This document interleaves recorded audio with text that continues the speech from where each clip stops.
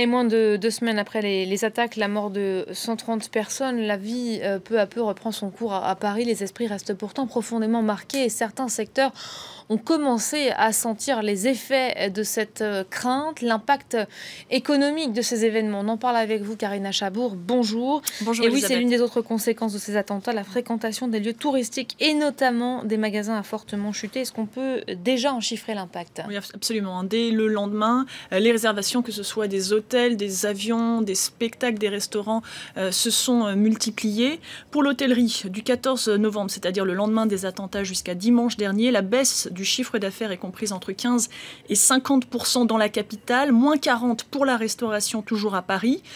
Du côté des commerces, si depuis la fin de la semaine dernière, les Français et les touristes ont repris le chemin des magasins, ils le font encore timidement. Certains grands magasins affichent une baisse de fréquentation de près de 15% ce week-end par rapport à un week-end normal. Baisse plus marquée pour les magasins de centre-ville, vous le voyez, entre 20 et 30%. Enfin, la culture n'est pas épargnée. Si les musées ont rouvert leurs portes la semaine dernière, ils affichent des taux de fréquentation en baisse de 50%. C'est le cas du musée d'Orsay, du centre Pompidou ou encore du Grand Palais.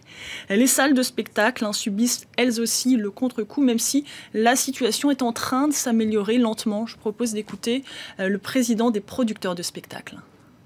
On a annoncé 80% de baisse à Paris, ça a été sur tous les spectacles.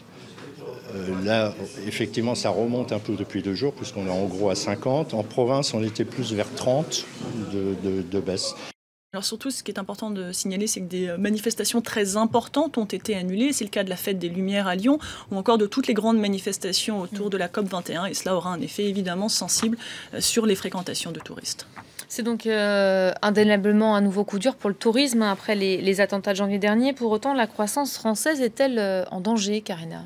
Disons qu'il est beaucoup trop tôt pour le dire. Et ce qui est intéressant d'avoir en tête, c'est qu'après les attentats de janvier, finalement, le premier semestre de l'année, les 6 premiers mois de l'année, avaient vu une augmentation du nombre de touristes de l'ordre de 5%, ainsi qu'une hausse de la croissance française de 0,7%. Ce qui est sûr également, c'est que rien n'est comparable avec les attentats du 11 septembre 2001, où là, c'était les Twin Towers qui avaient été visés, le centre financier des États-Unis, avec des répercussions économiques mondiales. Pour l'heure, les premières réactions des marchés financiers en France sont certes négatives, mais il n'y a aucun mouvement de panique ni de fuite de capitaux. Et puis enfin, c'est toujours certains effets secondaires dans ce genre de situation. Des secteurs en profitent. C'est le cas notamment, par exemple, du commerce en ligne, des commerces de proximité ou encore des sociétés de gardiennage. Dans ce contexte, on a vu le gouvernement, il joue la carte de la mobilisation et certaines mesures ont déjà été annoncées. Absolument. Hier, le gouvernement a réuni l'ensemble des acteurs du secteur du tourisme. Le message était il fallait rassurer, dire que des mesures de sécurité avaient été prises pour précisément sécuriser les touristes et que la saison de Noël, pour l'instant, n'est absolument pas impactée par ces attentats. Le secteur dispose de plus de temps, c'est parmi les mesures pour rembourser notamment les échéances qu'il doit à la Banque publique d'investissement. Le secteur de la culture également disposera d'un fonds. 4 millions ont déjà été déboursés, si vous voulez, pour le gouvernement.